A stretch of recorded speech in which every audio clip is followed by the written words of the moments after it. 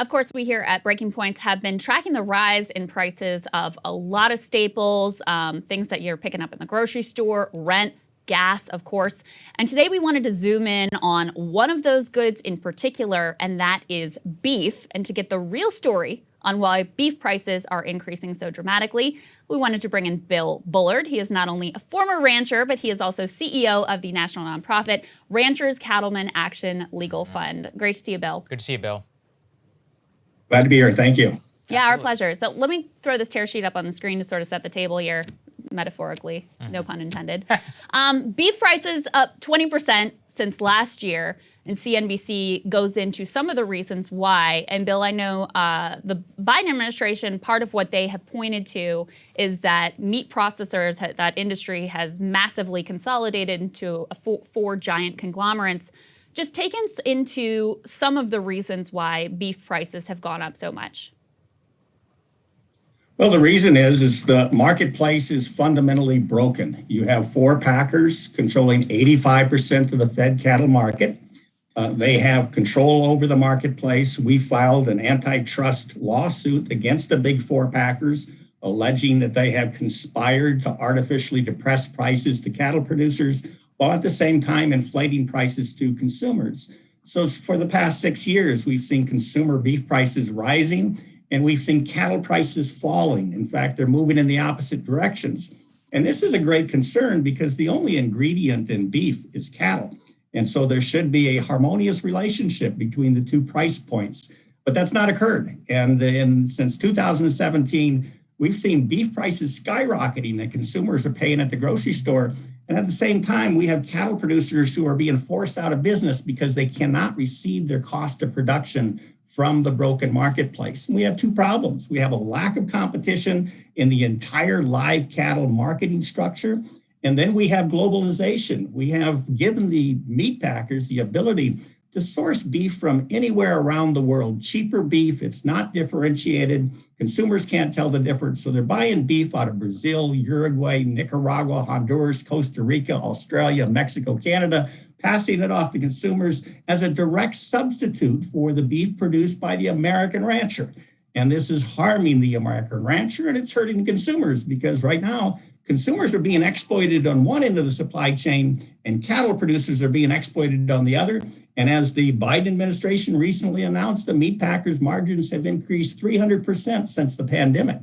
But this is a systemic problem. It's been going on since 2015 that we've seen this absolute disconnect between the value of beef and the value of cattle. And we need to fix that. But so far, the government hasn't done anything. You were the person who taught me about that. I had no idea about these labeling laws around product of the or made in the USA, basically mislabeling via lobbying that was hurting American consumers because they want to buy American beef, but they changed the labeling standards so that doesn't necessarily apply to people like yourselves or for other ranchers that are actually producing beef here in the United States. Can you talk a little bit not only to that, but just how little of the profit is actually filtering down to the folks who themselves have made a living out of raising cattle here in the U.S.? Okay, so with respect to the country of origin labeling, consumers can go to the grocery store and see a beef product with a label that says product of the USA. Now that product may have been exclusively produced in Uruguay, for example, brought into the United States and in full compliance with our current regulations by the U.S. Department of Agriculture. They can bring that Uruguayan beef product into a U.S. packing plant, take the package out or the beef out of the package, throw away the Uruguayan label, place a product of USA label on it, and sell it to unsuspecting consumers as if it were produced by the American cattle producer. And that's false. That's deceptive. And this has been going on for a long time. And it's harming the producers, and it's harming them to this extent. We go back or just a little over a generation. And about 62% of every dollar consumers spent on beef would actually flow back to the American rancher. Well, in recent years, that percentage has dropped to about 37%. So the rancher has lost half of the consumer dollar that used to flow through the supply chain back to the cattle producers. And that profit is now being captured by the middleman in this instance, and that's the beef packing cartel. the reasons why I find this conversation so important is because so many corners of our, food production industry have already been monopolized. It's big ag, it's the big meat packing companies. And it seems like the ranchers are like this one holdout where you still have small producers, living this life and deriving their economy, raising a family off of, their ability to raise cattle. Could you speak to that aspect of it? Because listen, I don't know anything about this. It strikes me from the outside, this isn't just about economics. It's also about a way of life that is dramatically under pressure by the undercutting of the ability to live and produce the way that people have been able to for so long. Yes. That's right. America was built with entrepreneurs, small businesses, farming and ranching and Main Street businesses. And they once flourished, and we had a very vibrant rural economy all across America. Drive across America today, and you see rural communities literally hollowed out. They're blowing away. They've gone to dust. Weeds growing down the streets. And the reason for that is the single largest segment of American agriculture is the live cattle industry. We have about 750,000 cattle producers left in this industry. Most of those are family farming and ranching operations. And they were providing the economic cornerstones for rural communities. But since we've gone through this long period of depressed profits and below the cost of production returns in the marketplace, in just over a generation, we've lost 544,000 independent beef cattle operations from this country. So cattle producers are dropping like flies. And so the industry, if we don't make a change, a fundamental change, and do it quickly, this industry, the U.S. ranching industry, will no longer look like what it is today.